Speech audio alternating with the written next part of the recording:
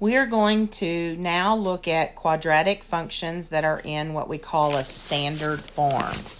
And so with standard form, basically we have our y is equal to ax squared plus bx plus c, or in this case, instead of y equal, they have function notation a of x, but that's just like your y. So when you are looking for your vertex in this particular case, you have to know a formula for your x value, and what we say is you take the opposite of the b value divided by 2 times your a value. So in this particular case, notice that my b value is a positive 3, so I'll take a negative 3 divided by 2 times, when I look for my a value, there's nothing there, so that is understood to be a 1. And yes, unfortunately, you will sometimes get fractions. Don't change them to a decimal, just simply leave them as a fraction and then proceed to the next step. And so the next part of the vertex is you need a y value, and in order to get that, you're going to take the x and plug it into the original equation. So my original equation was x squared plus 3 times my x plus 2, and I am plugging in the negative 3 halves. I'll square it, plus 3 times negative 3 halves, and then plus 2. And as long as you show me this step where you've plugged it in, you can go ahead and evaluate it on a calculator. Just keep it in fraction form, not decimals. I'm going to go ahead and evaluate it by hand just to show you how to do that. So when I square this fraction, negative 3 squared is 9. On bottom, 2 squared is 4. And then here I'm going to think of this as a 3 over 1. So I'm multiplying top times top. 3 times negative 3 would give me negative 9. Over bottom times bottom, 1 times 2 is 2. And then plus I have my 2, and I'm going to put it over 1. So remember, when you're doing this by hand, you've got to work with common denominators anytime you're adding or subtracting fractions. So in this case, I have a 4, a 2, and a 1. So their least common denominator would be a 4.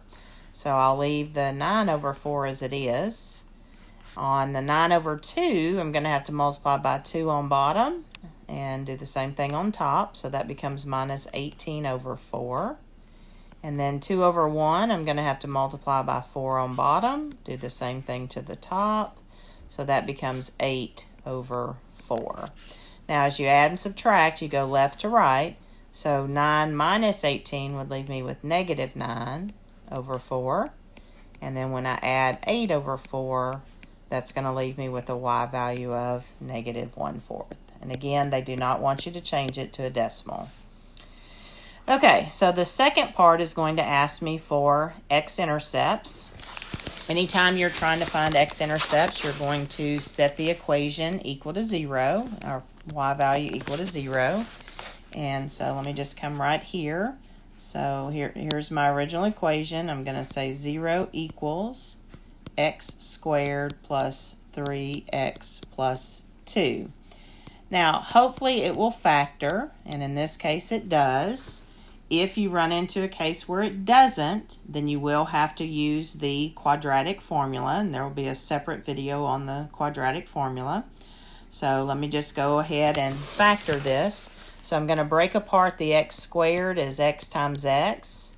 I'm thinking of factors of 2 that would add up to 3, and those factors would be positive 2 and positive 1. And so then you take each factor and set it individually equal to 0. So if x plus 2 is 0, and I subtract 2 on both sides, one of my x-intercepts will be negative 2. And then if x plus 1 is 0, and I subtract 1 on both sides, then the other x-intercept is negative 1. So you'll have to tell it there are 2 x-intercepts, and then they're going to ask you to write your answers as ordered pairs. So remember, the y value is 0, and then you put your different x-intercepts just like that.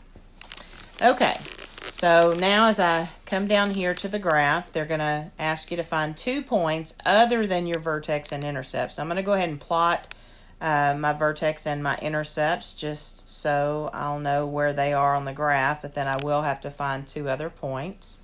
On that vertex, negative 3 over 2 is like negative 1.5, and then the negative 1/4 is like negative 0.25. So that vertex is right there. You're getting a very narrow U that's starting up. Okay, and then you can kind of use that to kind of decide what points you want to plug in. One of the easiest ones to plug in would be an x value of 0. So let's do that first. I'd get 0 squared plus 3 times 0 plus 2. So in that case, y would be 2. So that is actually my y-intercept value. And so that would go there. And then it's really just your other choice. If you want to use the fact that they're symmetrical, then you could count and figure out that there should be another point here, which would be x equal negative 3, and see if that's the case. Or you can just choose some other random value that you want to plug in. Let x equal 1 or 2 or whatever. I'm going to go ahead and plug in negative 3 just to show you that symmetry. So if I take negative 3 squared plus 3 times negative 3 plus 2, then I'm going to get a positive 9 minus a 9 plus 2. And so once again, we get a y value of 2, which all parabolas have that symmetry property, and I just kind of based it off of that. But again, it's your choice what you want to plug in when they ask you for other points.